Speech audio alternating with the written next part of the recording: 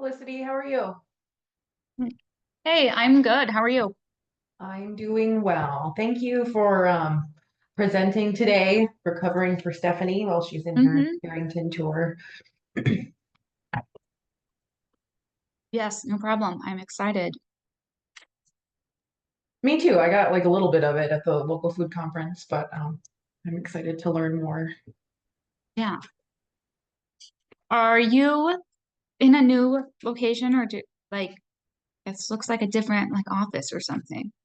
No, this is my office. I just Okay. I added this shelf and I added that Okay. thing to make it a little more homey. So And yeah, it's cute. I like it. thank you. Yeah, I've had this, like Grant's mom got it, like called me like years ago and was like, there's this like shelf at a garage sale. It's like $10. Do you want it? And I was like, yeah. And then I finally just got around to putting it up. So, but I had to find the perfect place, and that's a good place. Mhm. How has the internship program been going? It's been going well. We after the Grafton trip, I think it's been how long? 2, 3 weeks. But we've had some really Mhm. good speakers, and the interns have been really engaged and having fun and just exploring. And I've heard good news from Red River and from Jen's farm that the interns in Fargo are getting like the full circle experience. And they're really excited about their independent project too, that Instagram page they made. And next month they're Yeah. going to present to NDLFDA for a little bit to share it with our members. So, Oh, that's really cool. mhm. I pick up my co-op order on Wednesdays, and so I see the Fargo interns, and they always seem like they are like having a great time. I was like, man, I wish I was food systems intern. Just go around. Like, Right. I was like, And this it's actually nice to sounds like meet a really friends fun too. job. Sorry, say that again. I Uh, interrupted you. it sounds like it would be a lot of fun. Yeah.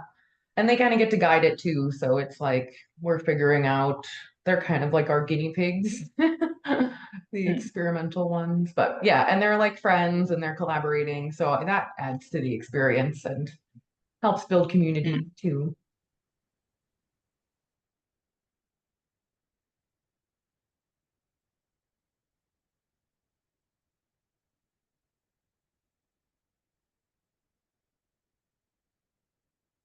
And I will be back in just a moment.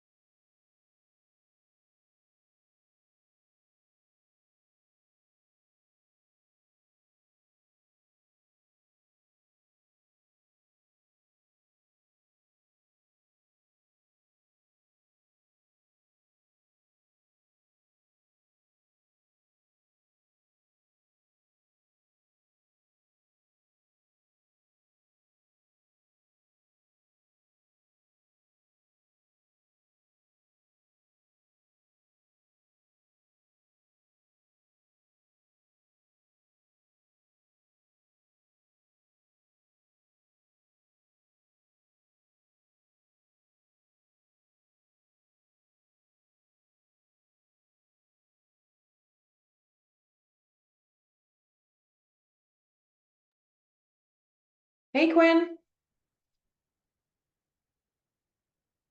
you're muted, but good to see you. Hey y'all, how's it going? Good. Looks nice where you are.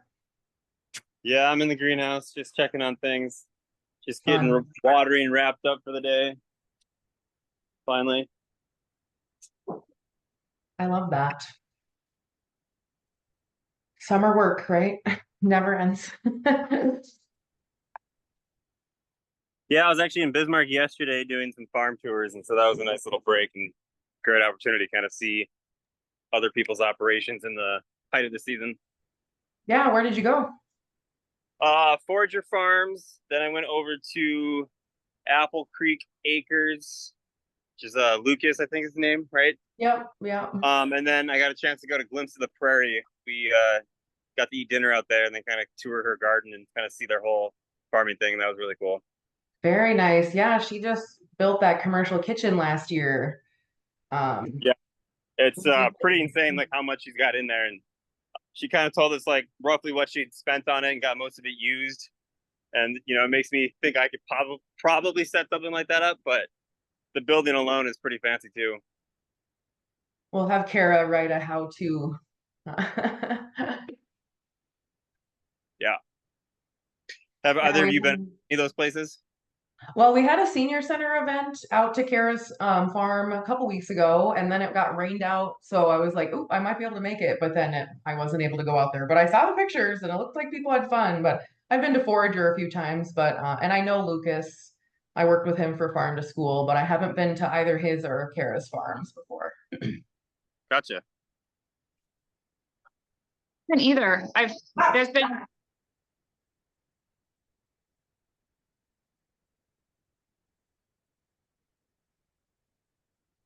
Yeah, it was really cool to get out there and see him. I've been to Jonathan's a few times just because him and I are kind of friends as growers, and it was nice to see it, again. He had actually mowed this time, so it was even better to see his actual yard. Last Wow, time he it was rolled out the pretty, red carpet for you. yeah, it was pretty organic looking last time I saw it, so it was cool. Getting that cover crop, that soil health in. Yep. Well, I think it also helped the news was coming out later in the day, so he's really trying to make everything look pretty. Oh yeah, I remember they were trying to plan all that. And we have an interview coming up on Studio 7-1 at the end of the month for the Grow Next Door we're doing. And then I'm going out there to do another interview. So they're like packed full this month. So probably just one and done. That's what he's thinking. Yeah.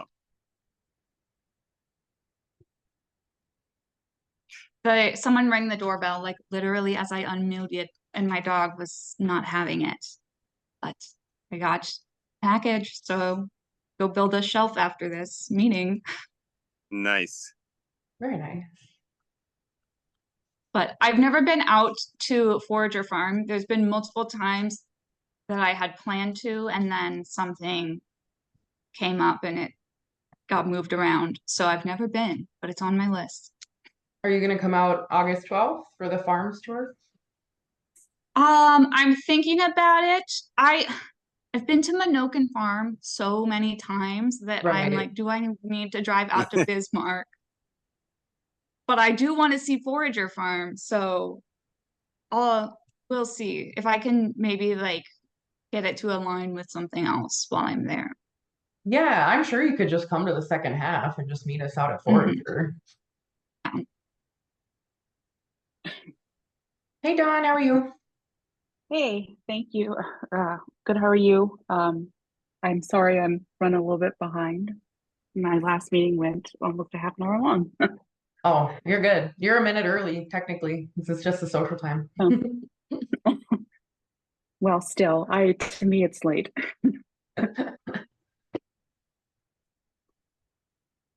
How is farmers market season for you? Really, really, really busy. So Yeah, it is, yeah, it's just been a crazy busy summer. So how about you?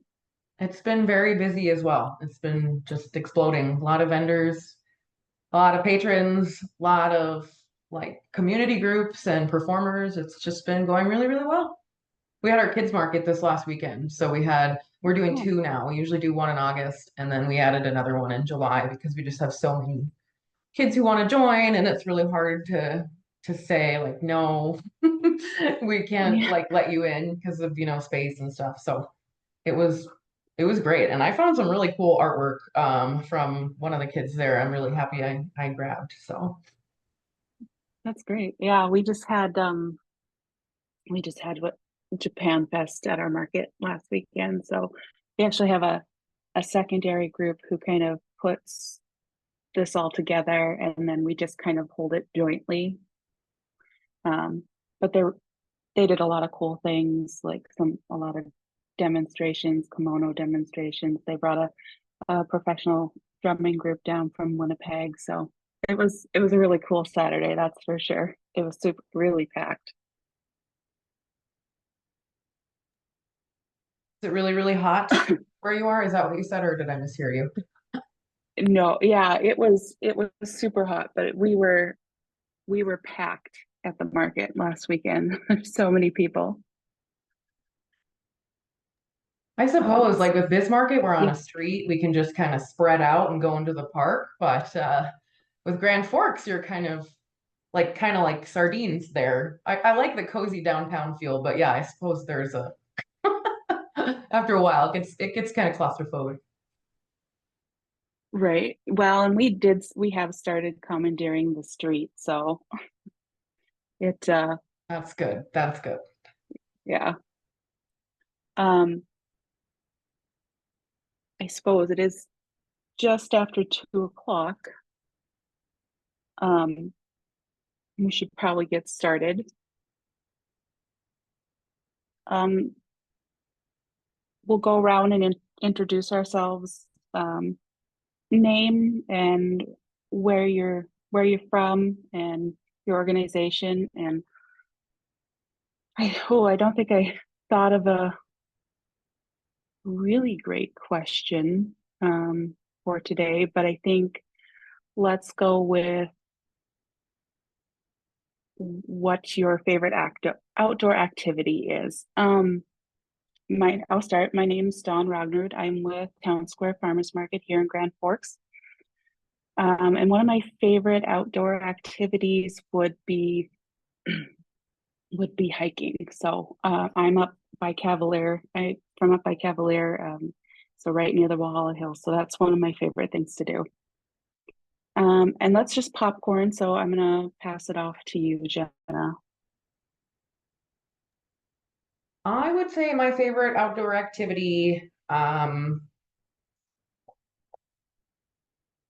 just being outside, walking with my dog. So we love to be outside in the park and play frisbee with my dog in the summertime, or even just in our backyard, or just at any moment that she can make it happen. But then I would say second is kayaking, being on the river, being in the water. And I will popcorn to Felicity. Hi, everyone. My name is Felicity Merritt. I am an Economic Recovery Corps Fellow, and I'm working in food systems to help build food systems across North Dakota. But I'm calling in from my home in Fargo. And right now, my favorite outdoor activity is probably gardening because I bought a house last year, and then so I spent one growing season just like watching it and seeing what was already in the ground. And then this year I have been trying to actually kind of maintain and work on things. So that's been my main outdoor activity of the summer so far. And I will hand it over to Tracy. Tracy Redland, South Central Dakota Regional Council. I'm the executive director. We have 9 counties in our region. Central is probably Jamestown. My favorite outdoor activity by far, riding horse. And I will pass it over to Jill. Good afternoon. I'm Jill Hawkinson. I'm Community Development Specialist with USDA Rural Development out of the Devil's Lake office. And I help serve as an advisor to the North Dakota Local Food Development Alliance. I guess my favorite outdoor activity, Felicity took one of them, and I love to garden. I've been struggling right now with all the water we've been getting, so gardening and weeding has been maybe not my favorite activity this year, but most years, if I can get ahead of the weeds, things look good. And then I also like to kayak, so. And I'm gonna pass it off to Jan. Hi everyone, Jan Stankiewicz with NDSU Extension. My office is in Bismarck. I love all of the activities you guys said, but for the sake of saying something new, I am one of those nerds who likes like yard games, like cube or spike ball or, whatever, bocce ball. I love it all. So, and I'll pick Quinn if he can make his way to the phone.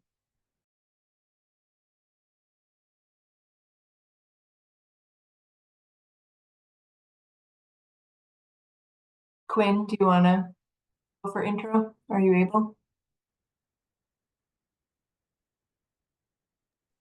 Okay, there it is. Hey guys, Quinn, I'm calling in from Farm Just by Solar, representing the Red River Harbor Cooperative and the North Dakota Farmers Market and Growers Association. Favorite summer activity, harvest. Finally in that time of year where I get to go out and harvest everything, and the 3 months of preparation finally comes to fruition. So that's my activity.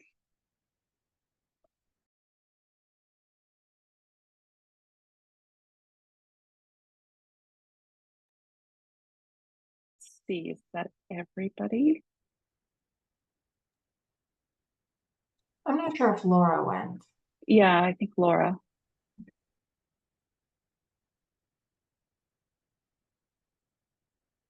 Laura, you want to introduce yourself?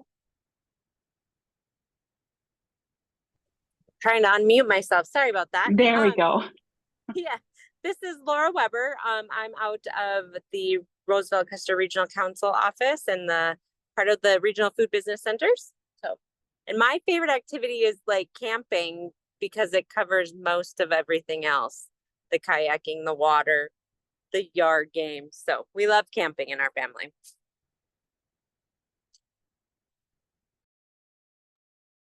Very cool. Everybody's got such great outdoor activities. I would agree. They would be among some of my favorites as well. Well, now that we've all introduced ourselves, Felicity with the Economic Recovery Corps Fellows will be talking about the Source Basin Planning Council and local food producer survey results. Felicity. Yeah. So yeah, I'm going to talk a little bit about the local food producers survey that we did in late 2023 as part of the North Central Regional Food Business Center. So let me get my screen up here. I know that, let me see if I know that a lot of us are already a part of the local food business center. So I will kind of quickly just describe that, and then I will move into, let me see, I'm on my laptop today, so I usually have my 2 monitors. There we go. So yeah, I'm going to talk a little bit about the survey and then the results. I have a short overview slideshow of it, and then if we have time, I do have a more detailed one. So if you have specific questions on data points or questions that we asked, I should be able to pull up those specifics as well. But for now, I'm going to kind of just walk through broad view what we learned from the survey. So this survey was part of this kind of broader analysis project that the North Central Regional Food Business Center, North Dakota partners went through last winter. So we did some community input meetings. I know the regional economic development centers did their regional action plans, and then we did the statewide action plan as well. So this survey was just another part of kind of that broad information and data gathering around what the local food system looks like in North Dakota. So for this survey, we really wanted to understand the local food producers' needs to help shape the future of our programs and resources, and kind of get an idea of what exists already in the state. So for kind of the design and analysis part of it, farms and the North Dakota Association of Rural Electric Co-ops were kind of the key people who designed that survey, and we reached out to other partners in the regional food business center as well. And it was Stephanie, me, and Chris were kind of the team that worked on this. The survey ended up being a total of 54 questions, and we got 128 respondents. From that 128, we got 86 people who qualified as local food producers and took the survey. And then I wanted to add that we also use Skip Logic, so we didn't necessarily have 86 respondents for every single question. We wanted people to see the questions that were most relevant to them. And because of that, and the way that we collected the data, we decided not to do any statistical testing on it, and really to present the results as a narrative and a story and kind of an overview of the way of what we learned about local food producers. So the results I'm going over are going to be a statewide aggregate data. And like I said, we're not making statistical claims with this. We're just using it to kind of represent the story of producers in North Dakota. So the first thing I want to talk about is demographics. So again, this first bit is just kind of going to be an overview. We found that the largest group of producers are under 40 years old. So 48% of producers are under 40, and 56% of them identified as beginning farmers and then be used within their first 10 years of farming to identify that. And then the gender makeup is primarily a female-led for local food producers. 56% of them are female, 36% male, and then 4% identified as non-binary. And then the majority of our producers were white, but the largest other ethnic group was Native American, and then at 8%, and then 12% of people identified as new Americans, and 13% of the local food producers identified as veterans. As far as kind of an audit of just the production practices that are happening across the state, we found that most local food producers are using sustainable methods. 79% use crop rotation, and 77% reported using soil health practices, such as cover cropping and mulching, and using not using synthetic chemicals. And then for product diversity, we found vegetables were the most commonly produced, but meat was another large product, and then herbs and eggs were up there as well. And when we asked producers about expansion, we found that 91% of producers either wanted to expand or are already expanding, which is a large majority. And then the major challenges were costs and resource access. And then for marketing strategies, most local food producers rely on word of mouth. So that was the top one, 88%. And then just below that is social media. And then the number one market for local food producers is farmers markets. So 59% of local food producers reported that they sold at a farmer's market. And then as far as goals for expanding the markets specifically, 82% of producers said that they would be interested in expanding into a new market, with restaurants and online sales being some of the top options. But the challenges related to marketing were consistency of product, volume of product, meeting quality standards, and finding buyers. And then in the business development side, we kind of found that there were planning gaps. So less than half of local food producers have written goals, and then only 40% have a business plan for their farm. And then only 33% have a food safety plan for their farm.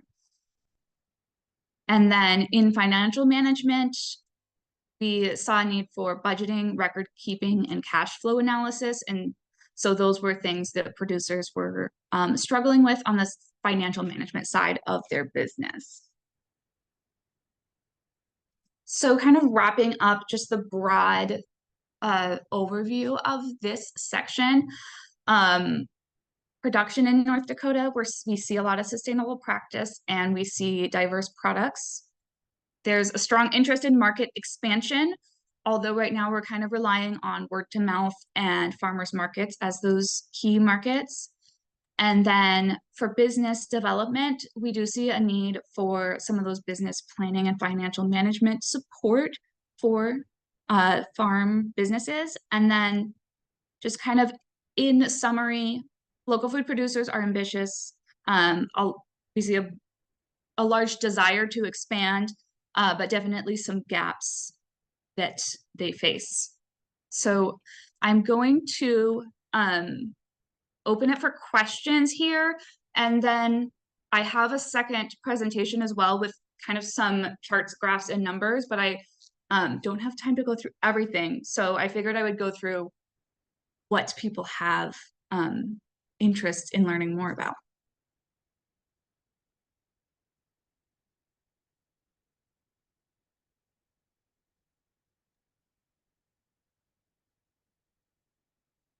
Felicity, in doing this research, did you guys see any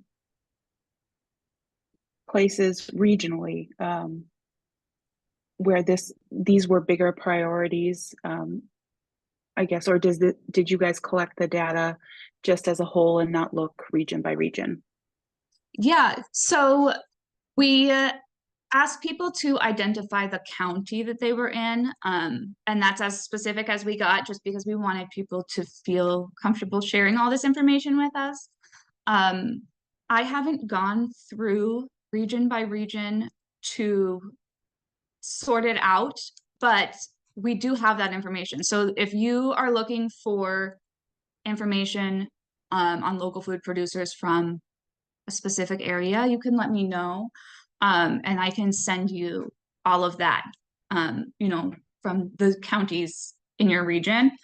I believe we sent the raw data out to the different planning councils, but now that we have the statewide results, it's interesting. I'm sure there will be some differences where challenges rank higher in certain regions compared to the statewide average. But I don't have that information, but we can definitely look into it.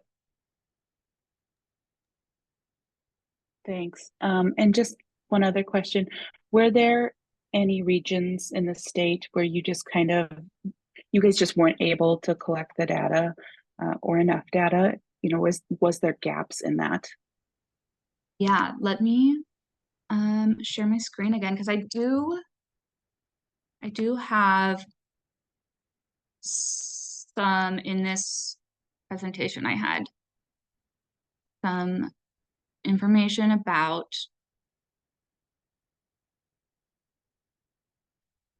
okay, so yeah, our top responses came from Burleigh, McHenry, Cass, Dickey, Stark, and Ward counties. And we had respondents from 29 different counties across North Dakota. There were some counties that we didn't have responses. I think we had responses, if you kind of break it up by region, we had responses in every region. But it did seem to be more responses from the more populated counties.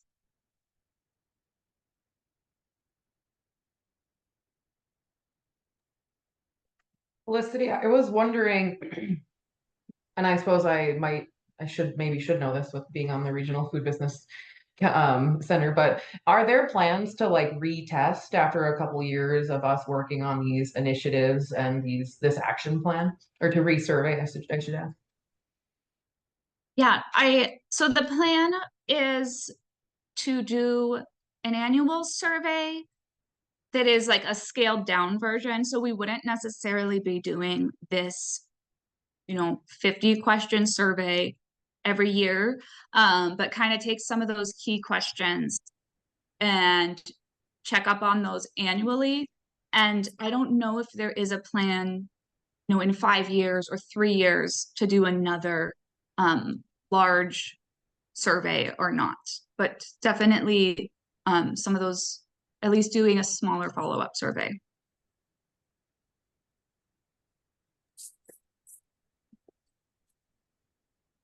Felicity, was like income or sales data a part of the survey? Yeah,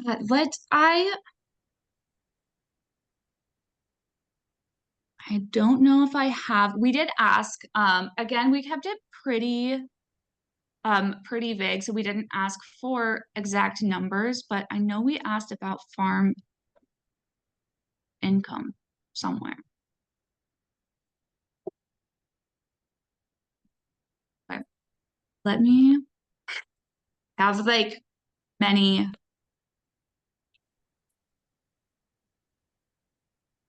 sources up. I know we asked about farm income at the very end.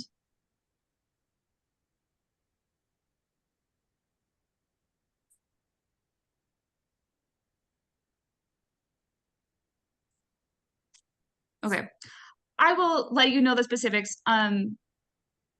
But generally, most farms, I remember we asked total farm income of the year was less than 30,000 was the majority of people who responded, and I can send the specifics over. We didn't ask them to report specific sales, but I know we did ask people to rank, like, what is your top selling, what are you making the most money off of? So it's all kind of in comparison to the other data. So people said, I sell mostly vegetables, so not a lot of quantitative data on that though. Yeah, that's okay. And my main question for asking is because with extension, we have kind of this, like it's in its infant stages, a small farms program team with extension. And Lindy Berg had put together a survey of small farms in 2018. I think it was this part of her master's thesis. And so she's got some numbers and information that kind of align with the numbers that you shared. And so, it maybe just adds to the historical components to, surveys for small farms and that sort of thing. I would say too that she reported that some of the biggest challenges that were reported in 2018 were things around like education for weeds, pest management, soil management, regulations, food safety, financial management, that sort of thing. So identifying grants. So some of the similar things that you guys identified, but maybe differing too. So kind of adapting resources and educational programs around that. So. Yeah. And comparing with the community input meetings and the action plans, it all seems to align as well. You do see, some things rise to the top in different regions throughout the state, but in general, navigating regulations around food safety marketing, getting into those larger markets is a big barrier for producers. And then just the cost of resources to scale up the actual production, two big ones.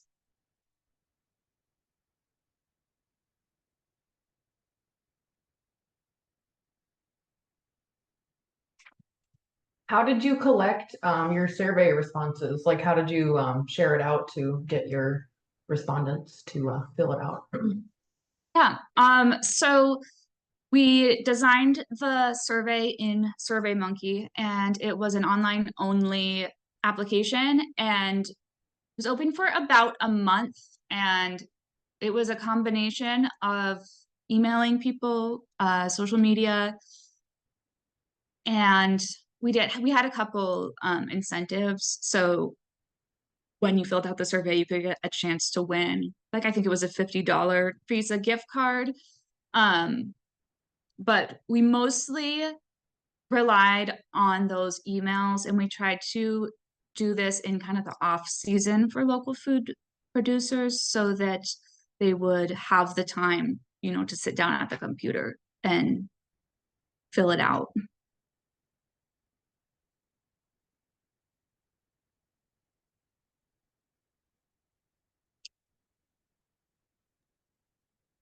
Hi Felicity, this is Briselda.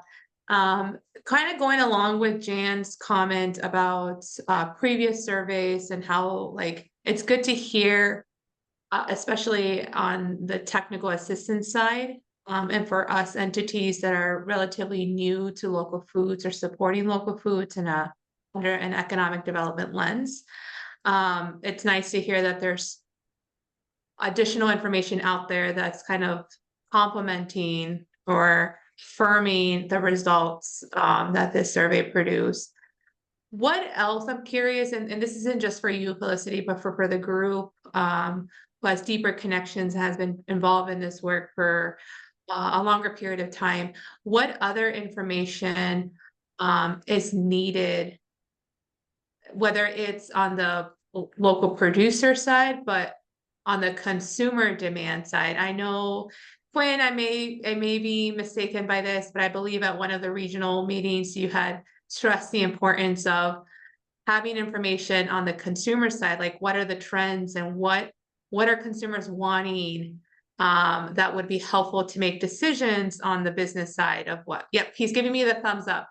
So I'm curious if like, is there information out there that we're not aware of and that could complement this, enhance, and not just leave it to the consumer to figure out on their own, but as a technical assistance provider, as an alliance, and as a regional food business center, we can support that. That might be a broad question, but I just wanted to put it out there. If we're not aware of, because we're not aware of everything, and so we just want to make sure that if there are existing surveys or efforts or gaps that are out there, that we approach this in partnership. Yeah, Griselda, I know that Farms did a study in 2019 and then a follow-up in 2021. But it was specific to customers at farmers markets. So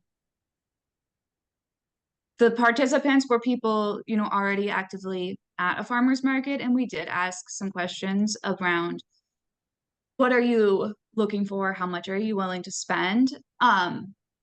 So I know that that data exists. It was kind of, it's good, and I can send that report over, but it's tells an incomplete story because those are people already actively searching out local food. And I know from the results we saw, the results said people don't care about the price. They're here for quality and to support the local farmer.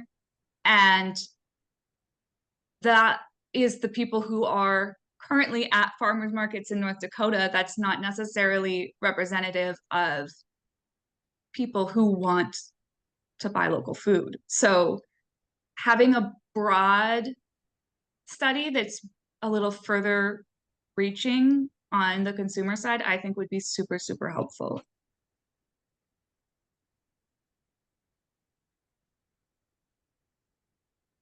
Good point, Jan. I was kind of, I know Felicity has been or will be starting kind of digging regionally or state, nationally, like what information is available in terms of like consumer demand or essentially answering the questions like, what do consumers want? And yeah, what are they demanding that producers can expand upon or start growing? But no, well, no, I think Felicity, maybe you've noted that if to look at USDA to see what kind of economic impacts or reports they exist. Do we know, Yeah. does anyone know if like Felicity has a meeting, I believe, with North Dakota Department of Ag sometime next week, I think, to discuss, but do you know if the state has ever done any type of effort, consumer demand or reports or trends specifically tied to local foods? The only thing that I can recall, Griselda, is several years ago, there was an attempt to do like a cost analysis on local foods, like at farmers markets. Not necessarily like a consumer facing sort of thing. It was just like, I think either they asked farmers markets or the vendors kind of like general costs of foods that they were selling. As far as any other data like aggregation or collection from Department of Ag, I don't think that's anything that they've kind of taken on as of late.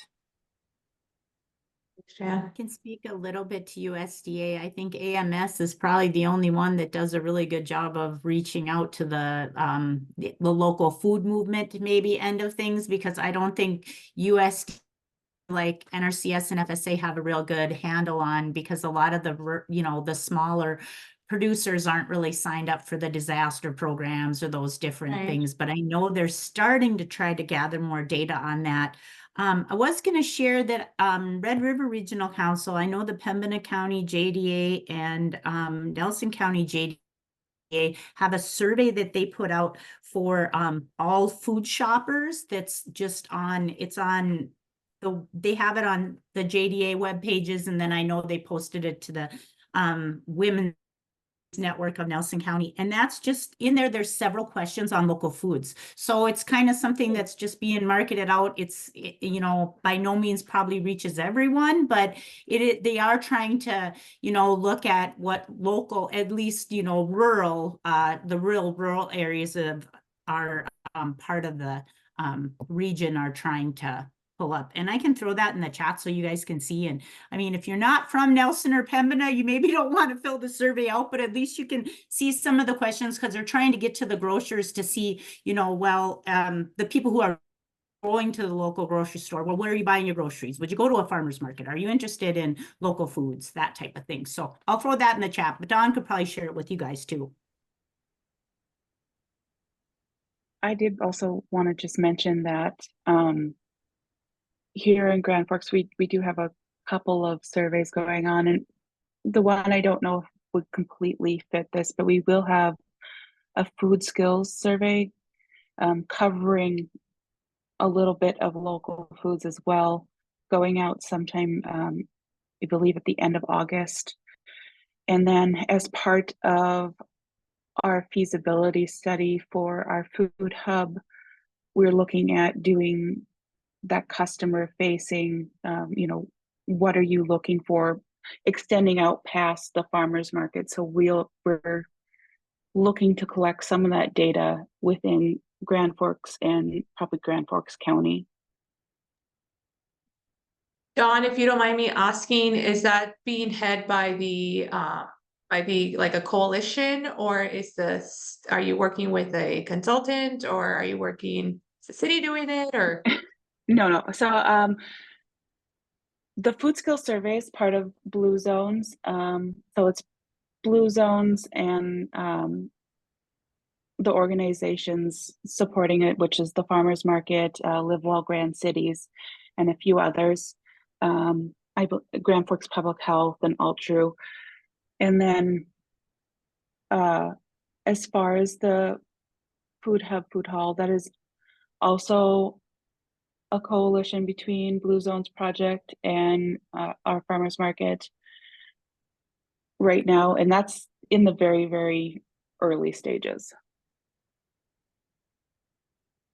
I do know that we also have, and this won't necessarily give you data on what consumers are looking for, but maybe where they're at. UND and I think that they're working with USDA are looking to do an assessment of fruit and vegetable intake here in Grand Forks. And then I just wanted to include too, Griselda, kind of along that public health. I know that Bismarck Burley did their community needs assessment a couple years ago, and the number one was access to healthy local foods, specifically local foods. So there's been kind of a push. So I'm going to send it to you, and they're doing the needs assessment again. They do it every couple years. And so there are some questions and some information about local foods in there. And then depending, on like how the assessment goes this year, it might be on the list, it might not. But I just remember a couple years ago when I first started working in local foods, it was kind of interesting to see that's the top of the list. Thank you, Jenna. And sorry, Felicity, I didn't mean to derail, but just overall, this really came about like it's not, information is so important. And it's nice to see that it's complementing one another. So if there's an opportunity to do like a statewide effort, Felicity and I have talked about it. It has come up on the statewide plan for the Regional Food Business Center about like a consumer report, demand report to provide producers the information that they may need to make a business decision, whether it's to add an additional product, expand production, minimize production maybe, or take a different route. And I'm going to give credit to Quinn for being one of the first individual stakeholders who attended a regional meeting that pointed this out at one of those community input meetings. And that's something that we, Tracy's here with us, but we regional councils are really good at making connections and seeing, is there a federal partner? Is there another partner that could provide funding to support this type of work? So thank you, farms and the stakeholders who were part of this survey, and knowing that it complements other survey results. And thank you everyone for sharing and letting me barge in. Maybe this is why I don't really join meetings, because I just come in and take over. Thanks, Felicity.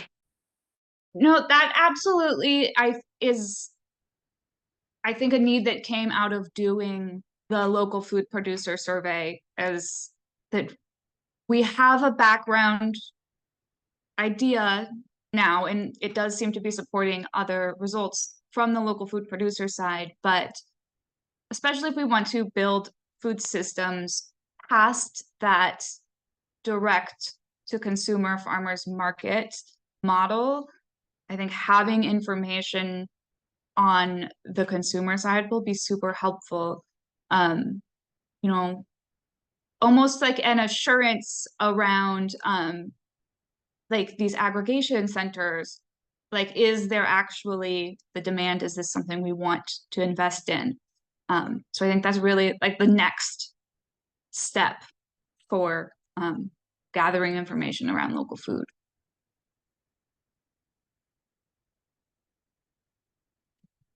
I wanted to just add that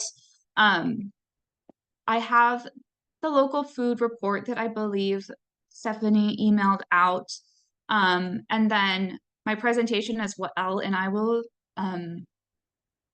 get those to Jenna or someone on the NDLFDA board so that those can be linked there. And if anyone does have questions on specific subsets of data, or like even specific questions, one really cool thing with having such a broad study like this is that we could look up, sort it into producers who've been farming for less than 10 years or over 10 years and see what the differences are, or producers who sell at farmers markets versus producers who don't sell at farmers markets, and kind of look at the other questions. And I haven't gone through in that much detail, but if there's a specific question that relates to a project that you're working on, please let me know.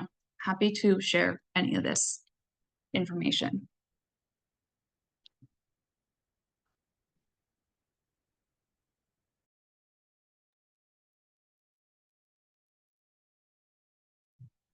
Anyways, that is everything that I have, but again, just reach out if you have questions, and I love talking numbers, so happy to chat. Thanks, Felicity. I will probably be messaging you for some of that data. Up next, we have an update on the North Central Regional Food Business Center, Business Builder awardees.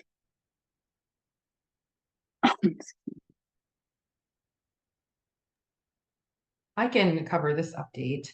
Yeah, Thank so the Business Builder awardees were announced a couple weeks ago. I think we just finally got the final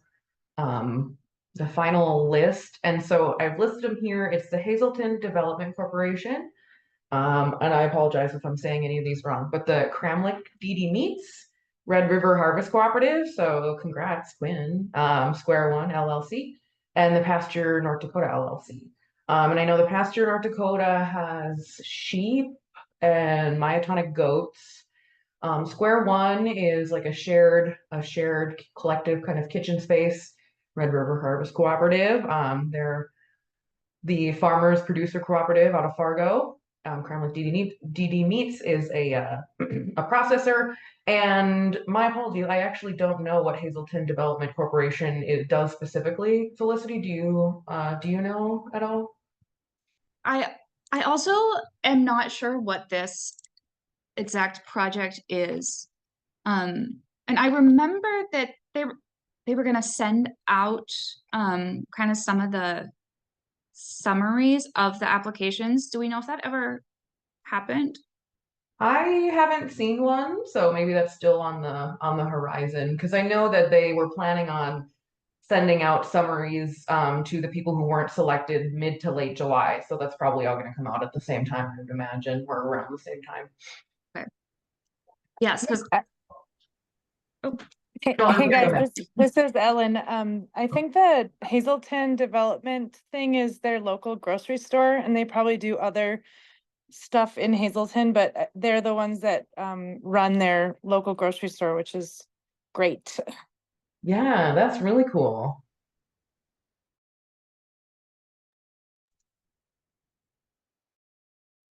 Thank you for giving that update, Jenna. Excuse me. The North Central Regional Food Business Center Summit is August 6th and 7th in Fargo. So there, I believe, correct me if I'm wrong, Jenna, there should be a link to register in today's agenda. Is it put out anywhere else? It's also on the website. It is in the agenda. And then if you just click the NCRFBC Summit, that goes to the website, and then the register will go there. I'm not sure where else it is, but I do know, the website is where you should register, it's an Eventbrite link, I believe, to register. So it'll also be on an Okay. Yeah, so definitely if you get the chance, sign up, go to that summit. I'm sure it'll be really interesting to follow up with some of those industry experts and government officials. I'm sorry, go ahead, gonna Felicity. put in the chat. If any of you are gonna be in Fargo for the summit, there's a farm to table dinner that's happening. I believe it's Thursday, so it's a couple days after the summit wraps up. But if you're gonna be in town or going through town, I put the link to that in the chat. Farm in the Dell is a local nonprofit, and they're hosting a farm to table dinner that Thursday. So if you happen to be in town, I'll be going, and so if you are you're around, I would be a fun opportunity to learn more about the local food scene in the area. Sorry, Dawn, go ahead. No, that's awesome. Thanks for sharing that opportunity. I know we're kind of flying through here, and so we're about 5 minutes ahead of schedule, but I'd like to open it up if there's any member updates. If anybody has anything to share. Sure, I just have general updates, not necessarily pertaining to ASU extension, but maybe just in conjunction. So in Bismarck, the Bismarck Public Library has opened up and kind of a call out for, it's a donation site for Hunger Free. And Jenna, maybe I'm stealing your announcement here, but The Bismarck Public Library, they're aggregating donations, garden produce. So no signups needed. You just bring it into the library, and any library patron or community member is able to take that garden produce. So they are listed as a hunger-free site. And then also there is the Spirit Lake Mobile Farmers Market up in Fort Totten, as a part of Chandeska Chicana Community College. They operate a farmers market, they accept SNAP, they offer a double up program, and they are currently actively seeking additional produce vendors. So I've put a call out to some extension folks and other folks in like the surrounding county areas. But if you all have any connections in that area, anybody potentially interested to become a produce vendor at the Spirit Lake Mobile Farmers Market, there's no vendor fee. They provide tables, they provide tents, and again, they're SNAP authorized and offer double up. So they are interested. And I will put the contact info in the chat for Jessica Fish at Jessica Chicano. Thanks for sharing that, Jan. And then I just wanted to share about Farms' upcoming events. So after the first week of August, which is the summit on the 12th, we'll have a organics, soil health and organic growing tour. We're going to be visiting Minokan Farm and Forager Farm, and we'll have guest speaker Nick Podall, and we'll have lunch. And so that should be a fun day. That's August 12th. That's a Monday. And then it's not up on the website yet, but we have a couple more events planned for August. The 22nd in Thursday, we're the 22nd of August, which is a Thursday. We're doing like a local fun and food, a farmers market celebration at the Between Two Cities Market in Hillsboro. So we're inviting a lot of vendors to that and having a dinner. And then on the 28th, we're replicating our really successful South of Fargo tour that we did last year with Felicity, our last tour with her. And so we'll be doing that as well. And that's the 28th. So that's just a week after that. And we'll have more information about those other tours up on the website. But for now, August 12th, the organics tour is up on there. So you can check that out. Thanks, Jenna. I might have to put some of those on my on my to-do list. Any other updates? I guess I can give you guys a brief update on the Burleigh County ordinances that are going through for farm events. The meeting last week was just to get this ordinance it was on the consent agenda.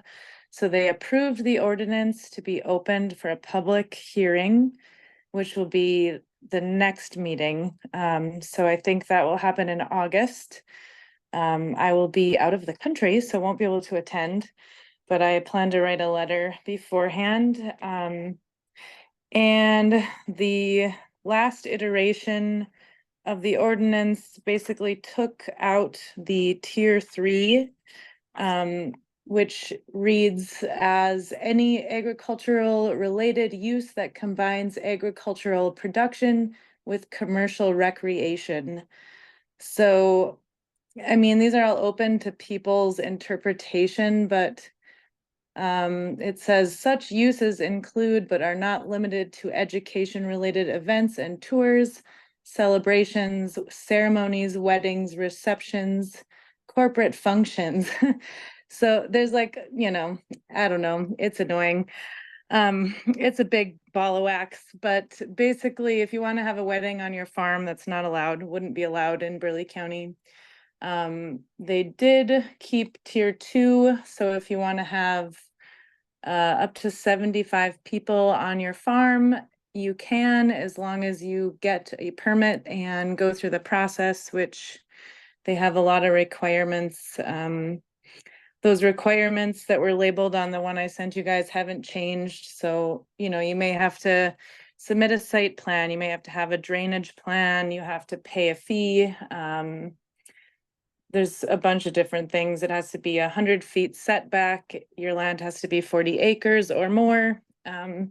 So it's kind of a confusing thing, but basically they're trying to weigh out like how to protect land rights of homeowners in rural areas versus letting farmers do what they want on their properties, and it's a complicated thing. So if any of y'all live in Burleigh County and have any opinions on that, I highly suggest that you reach out to those commissioners and express those.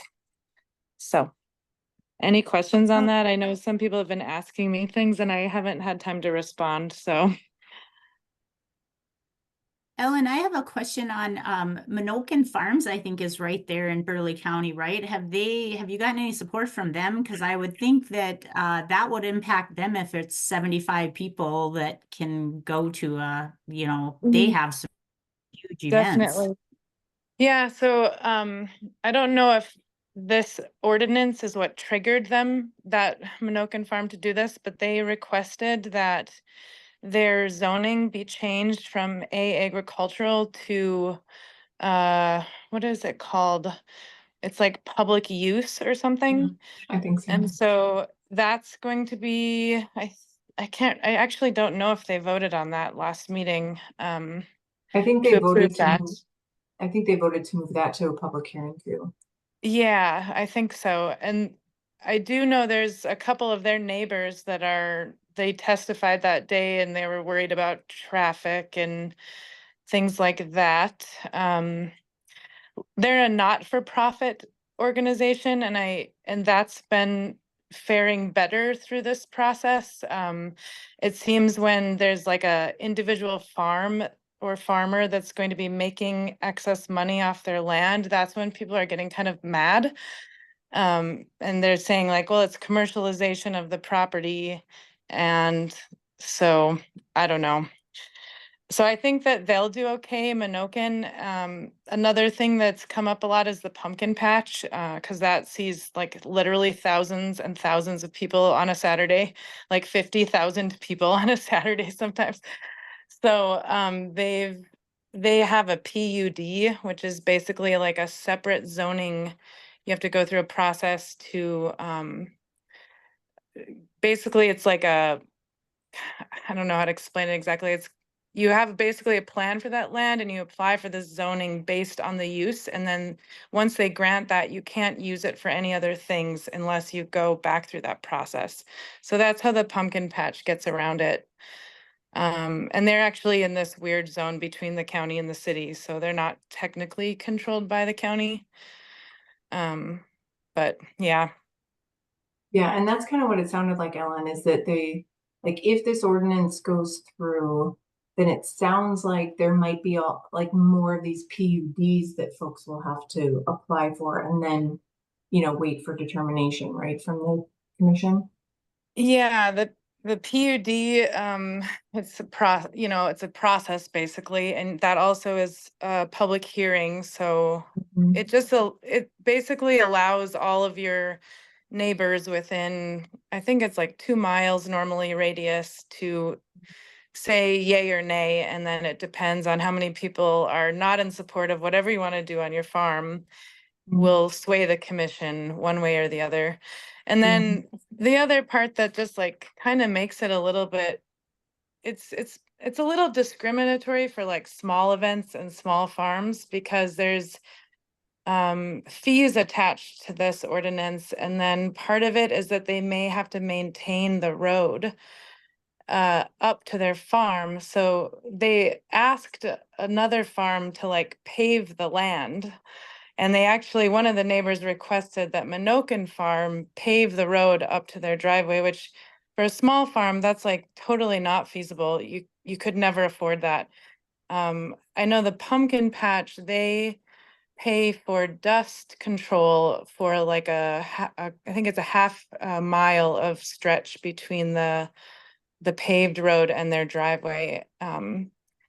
So that makes sense if you're having events on your farm that can generate tons of capital, but it doesn't make sense if you want to have, a farm dinner of 40 or 50 people a few times a year. This ordinance would affect the Prairie, what is it? Prairie, Tara, she's at the Bismarck You're a glimpse of the prairie. Glimpse of the Prairie. Yeah, so like her yoga events and things like that. So I've been kind of keeping her updated, but it's kind of complicated. Mhm.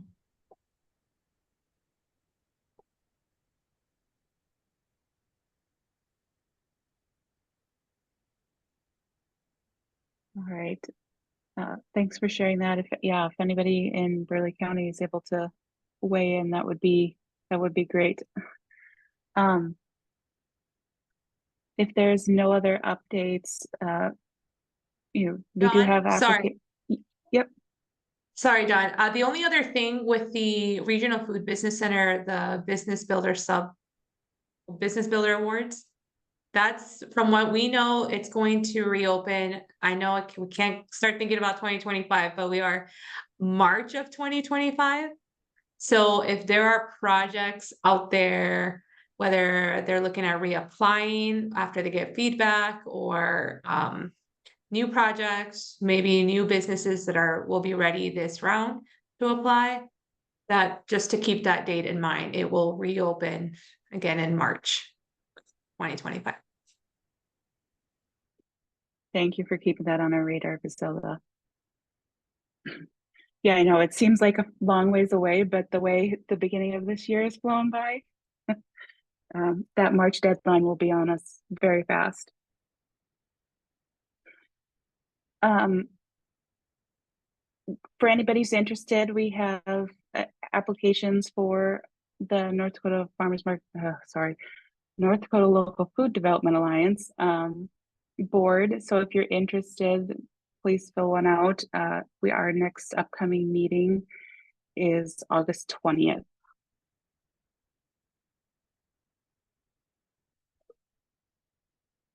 So if nobody has any other updates, thank you all for joining us today. And I think just quick note on that August 20th is the next member meeting. The next board meeting is, I think, in September. Yes, sorry. Thank you for the clarification, Jan. No, that's okay. I'm just making sure, like out loud, not confusing myself. Well, I probably confused other people too there. Thanks for hosting, Dawn. Yes, Yeah, thanks good. everyone. Have a good day. You too.